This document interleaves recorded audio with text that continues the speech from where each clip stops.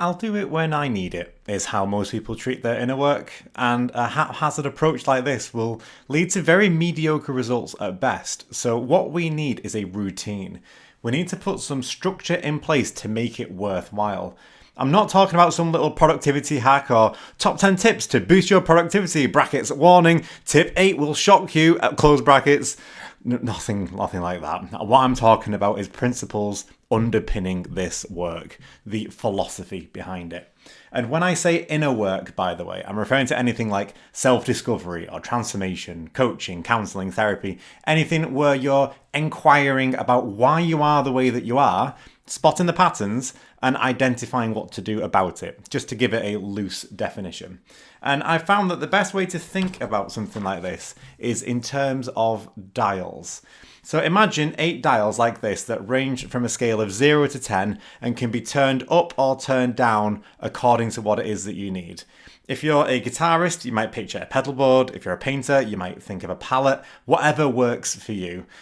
So here are 8 dials that I've found particularly useful. And there are obviously many more that you can choose from, but these are the ones that have worked for me specifically over the past 3 years when I've been considering how I structure my inner work. So what I'll do is, after this, I'll go over my specific dial setup and also give you some practical ideas about what I do as well. So first of all, we have reliability. Can you rely on this structure? It sounds simple, but this is the most basic and the most fundamental. If you can't rely on it, it's only going to cause anxiety and confusion. In essence, you work on this routine so that this routine can work on you. It's very easy to underestimate the compound effort of consistent effort. So reliability is key. And number 2 is all about intensity. Think, in this specific moment when you're about to do your inner work, do you want a low or a high intensity approach? And one isn't better than the other, it's just more or less appropriate. Again, you want this structure to be manageable, not overwhelming, so don't confuse intensity for effectiveness. Number 3 is all about immersion. Can you drop into full immersion and dedicate hours to this practice? Or do you need to drop in and out? Just take a look at your lifestyle and see what's appropriate. And also consider how you view immersion across different timescales. On a daily basis, it might look very different to weekly or monthly or yearly. Number 4 is all about depth. So make sure there is space to allow for deep work, but also for shallow work as well. Deep work might be working on some long-standing and reoccurring issues, whereas shallow work might be looking at specific practical tips and strategies. Again, just make sure it's appropriate for your current life situation. Don't pursue depth at 5 p.m. if you know you've got a dinner booked at 7 p.m. Just give yourself some space. And remember, this lesson is all about how to structure your inner work, not what you actually cover in any given block of time. So just think loosely in terms of principles for this. Number 5 is all about the long-term potential impact. So what will be the impact if you stuck to this structure for 6 months or you tried it 10,000 times? Thinking in the long term can help to overcome any short-term frustrations and distractions. And setting up a new routine takes more effort, but once it's in place, it can be relied on. Just remember why you are doing this in the first place and why you are setting up this structure, and just clearly remind yourself of all the potential benefits of doing this work. I'm going to do more on that in another video. Next point is going to be all about risk level. So again, just put it on a scale, low versus high risk and low versus high impact. Imagine if you had that as 2 separate axes. It becomes much easier then just to double down on some areas and completely cut out others. I'll go over what this looks like for me a little bit later on, but again, it's always just considering your personal attitude to risk versus reward. The second to last one is all about efficiency. So again, give yourself permission to be inefficient. Sometimes you might want to optimize for efficiency, sometimes you might not. How easy is it to rely on, and how easy is it to get into this structure? That's the mindset for this. So you could also think of this in terms of simplicity as well. But just for this last one, I'm going to simplify it down to mastery. But what I'm referring to here is a sense of mastery or a sense of progress. So Progress is inherently motivating. Seeing progress towards a meaningful goal helps to develop a lot of momentum. And if you can develop a sense of mastery over any particular area of your life, then it's going to spill out into other areas as well. It helps to get clear on what the next steps are dynamically and in the moment so that you don't have to keep relying on planning everything out ahead of time. Just a bare bones structure that tilts towards progress over time is what we're looking for. So, as you can imagine, all of these reinforce each other quite nicely. Or, if they're not considered, they interfere with each other. So what we need to consider is what is best for us. Otherwise, we're just going to get in our own way. And it's by putting all this structure in place that what we're going to do is maximize the probabilities of insights and breakthroughs. I can't just sit down one day and force myself to have an insight. The nature of inner work, working with the unconscious and spotting patterns, means that you can't just summon something like that to mind at will. It's the structure that helps this process along, and it limits the frustration as well.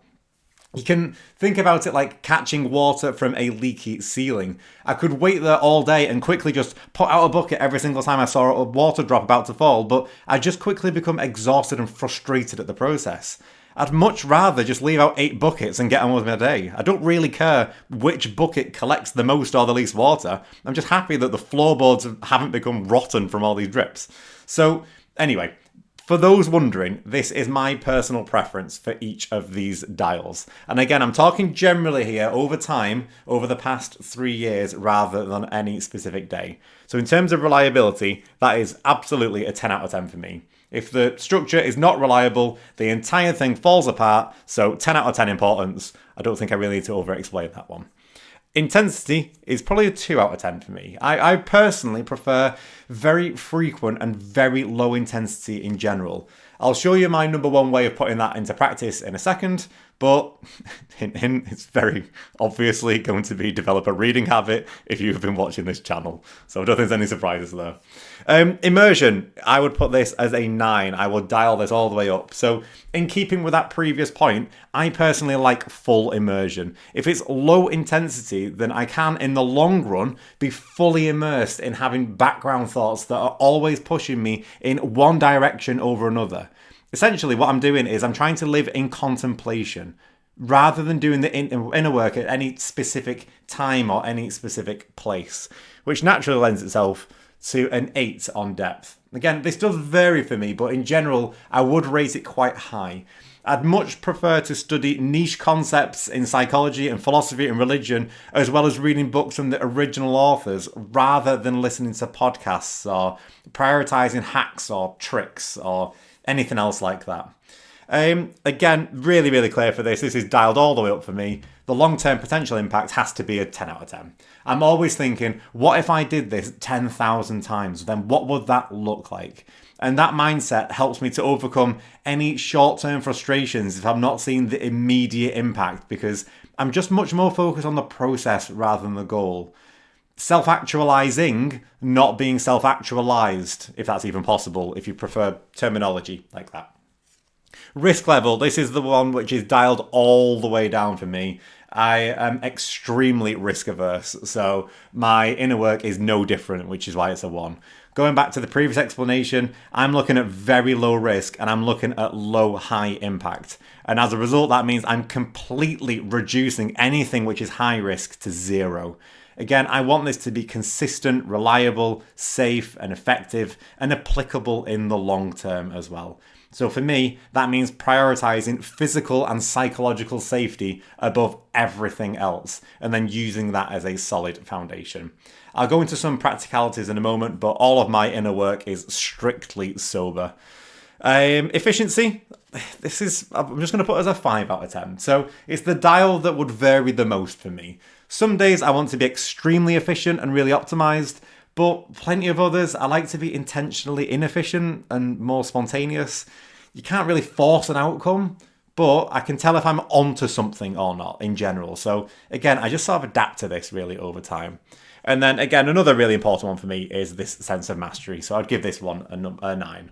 It's a big one for me, and I find this really, really motivating. So linking concepts together, putting plans in place, seeing how this practice is in line with abstract principles and not just reducing it down to a more mundane reality.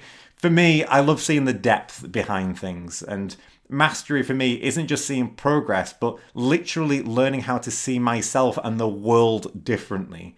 It's more reshaping and training the eyes that see, not just what I'm looking at. So when you consider the physical and the mental and the emotional and the spiritual and the shadow sides as well, all at once, then this big sense of interconnectedness comes up for me. And personally, I love that.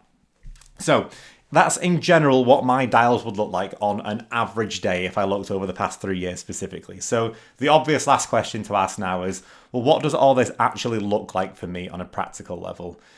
The first word that comes to mind with all this is autobibliotherapy. So returning viewers will know that I always talk about my love of reading and encouraging the love of reading in others. So when I say autobibliotherapy, auto referring to self or self-directed, biblio referring to books or library, and therapy to do with healing. So autobibliotherapy, self-directed healing via books. I basically read every single day for, I would say, probably 2 to 3 hours. Not all at once, usually, but this is the absolute bedrock of my inner work practice. So full immersion means that I'm constantly exposed to new high-level ideas that I'm constantly contemplating, and that's only really possible by reading, for me at least. It's the slow nature of it. It's in keeping with all these dials. And remember, that's what all this is about. It's practical ways to suit your dial setup. In terms of other really basic things, I like using a Google Calendar to structure my time and to help put a routine in place. I do a lot of running, I do a lot of walking, which naturally just helps to get my mind into a more exploratory and open space. Depending on the season, in the winter I use the sauna 3 or 4 times a week. Less so in the summer, but I do use this as a form of rest. And I've had some really good conversations in a sauna as well. It seems to attract the right type of discussion that personally I'm looking for.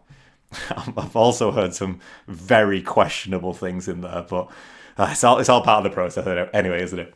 But as I said before, my inner work is strictly sober, and this is all about how I structure this work and I develop a meaningful and reliable practice. I absolutely want boundaries and limitations and borders to make this as psychologically safe as possible, and I can't emphasize that enough. That's why risk level was all the way down at a 1. I do a lot of work in the early mornings rather than the evenings. Personally, I found that waking up at 6 a.m. is much easier than staying awake at 10 p.m, so I just go with my natural rhythms. With that in mind, I do spend quite a lot of money on good coffee. I've found that that's just a lovely routine for me. Found really, really grounding and really, really calming. One thing that might surprise a lot of people, though, is probably my use of music in all of this. Sometimes I listen to jazz and classical music, but most of the time it's actually extremely heavy metal that I'm listening to. Black metal and death metal especially. So I've been listening to extreme music like this for my entire life, and it actually really helps me to get into the flow. It does mean that my neighbours have to deal with like loud guitars and screaming at 7 a.m, but they love it really, it's fine. What else on this? Going back to book reading, actually, I tried to gauge the book level according to my energy levels. So I've usually got a few books on the go, and for me, it's much more about not do I read or not, but rather what is it that I'm reading? What do I read? And I suppose as I'm saying all of this, I'm realizing that one factor that really underpins all of this is solitude. I do practically all of my inner work solo, and it gives me a lot of freedom and peace of mind knowing that I can just do this in my own time. But anyway, there's just a couple of ideas. Remember, all of these are based on my dials, and it's how I tune those dials, and then those practices have emerged from that setup. Yours will probably look very different to mine, but just make sure it's in service to what you want it to be. Just all I would say is keep it simple, keep it reliable, and make it so that you can stick to this plan. So there's plenty more lessons to come on this channel, but it was just nice for this video just to take a step back and look at what this work rests on rather than the learning content itself. All right, see you in a future lesson.